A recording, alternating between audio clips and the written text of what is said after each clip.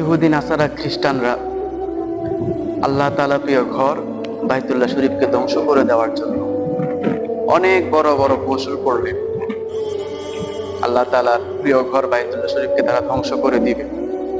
কৌশল করার পরে যখন ইহুদি নাসারা খ্রিস্টানগুলা যখন আল্লাহ তাআলার ঘর বাইতুল্লাহ শরীফকে যখন ধ্বংস করে দেওয়ার জন্য তারা যখন হাজার হাজার সৈন্য নিয়ে, বিশাল বড় বড় হাতিয়ার নিয়ে, বিশাল বড় বড় হাতি নিয়ে, ঘোড়া নিয়ে যখন তারা বাইতুল্লাহর সামনে যখন উপস্থিত হলেন, বাইতুল্লাহ শরীফকে যখন তারা ধ্বংস করে দিবে, আঘাত করবে, তখনই আল্লাহ তাআলা এক ঝাঁক আবাবিল পাখি পাঠিয়ে তাদের ঠোঁটের মধ্যে পাথর দিয়ে আল্লাহ তাআলা ইহুদি নাসারা খ্রিস্টানগুলাকে ধ্বংস করে দিয়েছিলেন।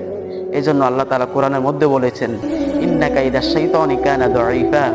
কাফের বেঈমানরা, কাফের ইয়াহুদি মুশরিকগুলা যতই বড় কৌশল করুক না কেন, আল্লাহ তাআলার কাছে তা হলো মশা এবং মাছির মতো। সুবহানাল্লাহ।